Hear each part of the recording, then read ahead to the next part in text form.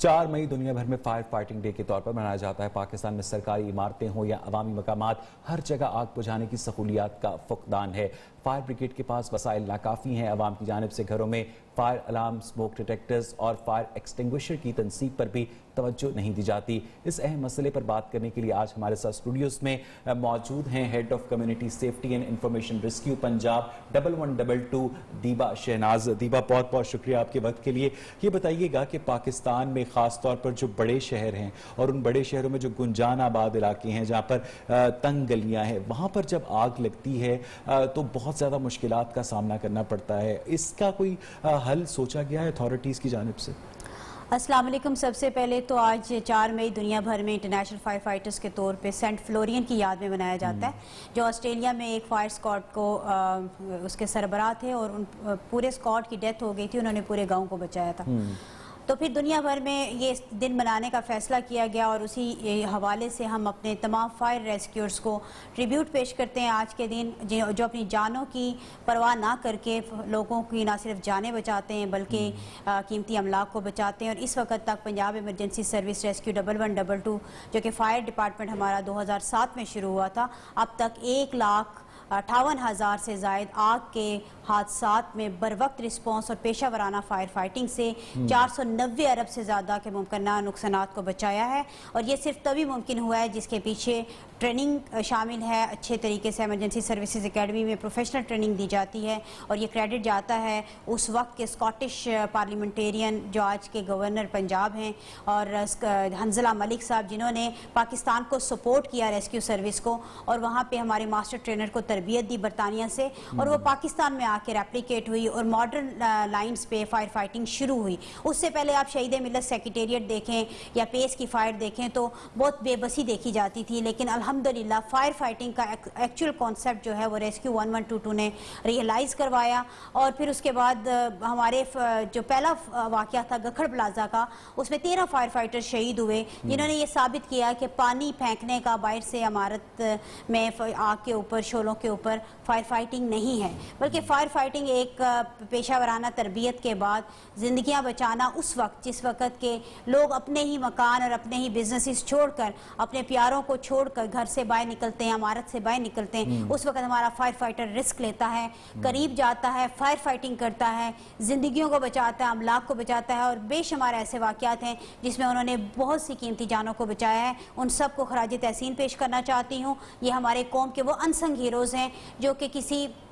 Cricket کی طرح، کسی کھیل کی طرح آپ کو نظر تو نہیں آتے، لیکن یہ عوام کا میں کہتی ہوں اثاثہ ہیں۔ ان سب کو میری طرف سے سلام۔ اور جہاں تک چیلنجز کی بات ہے تو یہ آپ سب کو پتہ ہونا چاہیے، جو کام کرتا ہے کرٹیسائز بھی وہی ہوتے ہیں، اور ہمارے جو فائر فائٹر جس وقت نکلتے ہیں پہلی کال پہ، تو اس وقت 14 سال سروس کے بعد بھی ہمارے 7 سے 10 منٹ رسپانس ٹائم ہے، لیکن جو پرابلم آتے ہیں وہ کال سے شروع ہوتا ہے۔ پہلی بات ہے، لوگ جب کوئی آگ کا حادثہ ہوتا ہے تو فوراً بروقت اطلاع کرنے کے بجائے خود فائر فائٹنگ کی کوشش کرتے ہیں، جبکہ انہیں اندازہ ہو رہا ہوتا ہے کہ یہ بہت بڑی فائر ہو سکتی ہے، اور جو گاڑیاں آنی ہیں وہ بھی کسی روڈ کو کراس کر کے، اور جو پاکستان میں روڈ کا انفراسٹرکچر ہے جس میں ایمرجنسی سروس کے الگ سے لین نہیں ہے، وہاں سے یہ چیز شروع ہوتی ہے۔ یعنی آپ اگر صحیح کال نہیں کرتے، بروقت کال نہیں کرتے، بروقت مدد نہیں ملے گی۔ اس کے بعد سر ایک جو امپورٹنٹ چیز ہے کہ جب ہم پہنچتے ہیں تو وہاں پہ ہائی رائز بلڈنگ میں ہائیڈرنٹ سسٹم نہیں ہوتا، جس کے لیے گاڑیاں جو ہیں واپس پانی بھرنے کے لیے جاتی ہیں، جس میں ٹائم زیادہ آگ آپ کو وقت نہیں دیتی، اور کرٹیسائز ادارہ ہو رہا ہوتا ہے۔ میری تمام جو بلڈنگ کے، ہائی رائز بلڈنگ کے مالکان ہیں، تاجران ہیں اور بزنس کمیونٹی، ان سے گزارش ہے کہ خدا را اپنے بزنس کو سیکیور کریں، حفیظ سینٹر والے واقعے میں ہوا، اپنے بزنس کو سیکیور کریں اور فائر ہائیڈرنٹ لگائیں، وہاں پہ فائر ایگزٹس لگائیں، تاکہ ایمرجنسی سروسز کے پروفیشنلز جب آپ تک آئیں تو وہ بہتر طریقے سے فائر فائٹنگ کریں اور آپ کے املاک کو بچا سکیں۔ اور الگ سے واٹر سورس ہونا چاہیے تاکہ گاڑی کو فلنگ کے لیے واپس نہ جانا پڑے۔ دنیا بھر میں ترقی یافتہ ممالک میں آپ دیکھیں، وہاں پہ فائر کی گاڑیوں کو واپس نہیں جانا پڑتا فلنگ کے لیے۔ یہاں پہ پرابلم سب سے بڑا یہ آتا ہے کہ ہمیں جو سب سے بڑا ایجنٹ ہے فائر فائٹنگ کا وہ پانی ہے، واٹر ہے، اسی کی فلنگ کے لیے ہمیں واپس جانا پڑتا ہے، اور اس ٹریفک کے ہجوم میں جب تک واپس آتے تو یہ کئی گھنٹوں پہ مشتمل۔ اچھا دیبا، آپ نے اپنی گفتگو میں یہ کہا کہ ایک جلد जलती हुई इमारत के ऊपर बाहर से पानी फेंकने का नाम सिर्फ फायर फाइटिंग नहीं है। जो पानी फेंका जाता है और जिस नौयत की आग होती है, अगर केमिकल्स की आग है, इलेक्ट्रॉनिक्स की आग है, तो उसके अंदर कोई मखसूस केमिकल्स या फॉर्म्स भी इस्तेमाल किए जाते हैं ताकि उसे कूल किया जा सके। और ये भी कहिएगा कि क्या फायर की सबसे बड़ी वजह पाकिस्तान में खास तौर पर जो नाकिस वायरिंग है वो भी है? जी, सबसे पहले ये कि रेस्क्यू का अमला जिस तरह से आपने उनका टर्न आउट, अगर पहले फायर फाइटर्स को और अब अगर आप मुआवजा करें तो आपको पता चलेगा कि एक फायर फाइटर मुकम्मल टर्न आउट जिसमें फायर का सूट होता है, हुड, वाइजर, वो पहन के रिस्पॉन्ड करता है आग को। नंबर 2 कि जिस वक्त उसकी जो गाड़ी होती है जो उसके अहम की रोल प्ले कर रही होती है, उसके अंदर AFFF फॉर्म मौजूद होता है। ये नेचर ऑफ फायर पे होता है, वो class A, B, C fire कौन सी है उसके मुताबिक अगर फॉर्म की जरूरत है, पेट्रोल की फायर या दूसरी है, तो उस पे वो फॉर्म मिक्स करके ऑलरेडी गाड़ी के अंदर ही सिस्टम मौजूद है कि वो ऑटो मिक्सचर से वहां पे फायर फाइटिंग की जाती है। जिन लोगों का ख्याल होता है कि वो पानी फेंक रहे होते हैं, उस गाड़ी से सिर्फ पानी नहीं निकल रहा होता, ये फायर फाइटर्स को पता होता है। और बैकअप सपोर्ट के लिए हमारे पानी के लिए बाउजर्स अवेलेबल है। और सबसे बड़ी बात, हमारे पास स्नार्कल्स हैं जो कि हाई राइज बिल्डिंग से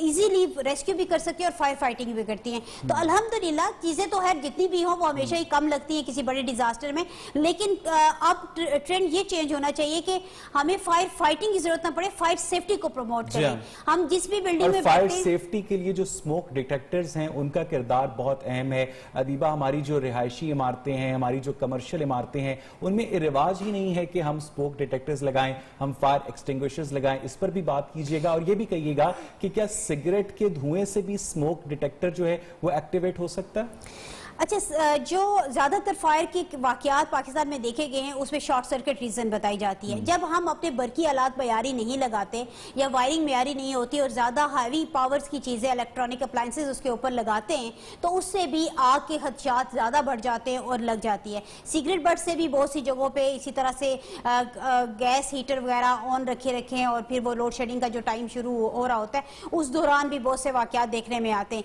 हर चीज में अगर आप में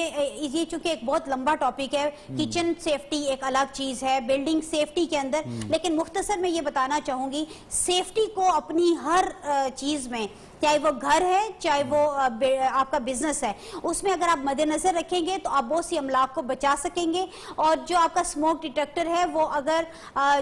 स्मोक की वजह से अलार्म दे देता है तो बहुत से लोग पहले से ही बाहर आ जाते हैं। इसी तरह से अगर एग्जिट आपकी बिल्डिंग के बाहर की तरफ है तो अगर धुआं है भी तो फायर फाइटर्स के लिए भी आसानी और रेस्क्यू करने में भी आसानी होती है। और अगर एक्सटिंग्विशर आप बर वक्त यूज कर सकते हैं एक घर में या इमारत में जिसकी भी ड्यूटी होती है बिजनेस के, उसमें फ्लोर वाइज आपने ड्यूटी लगाई और बंदा ट्रेंड है और घर में आपने अपने बच्चों को ट्रेंड किया हुआ है, तो एक फायर एक्सटिंग्विशर जो 6 kg का होता है वो छोटी आग को अगर बर वक्त उधर ही बुझा दे तो आपको बड़े 2 ट्रक से बेहतर होता है। जो पाकिस्तान के बड़े शहरों में तिजारती मराकज हैं उनमें वहां पर काम करने वाले दुकानदारों को भी नहीं पता होता कि फायर एग्जिट किधर है।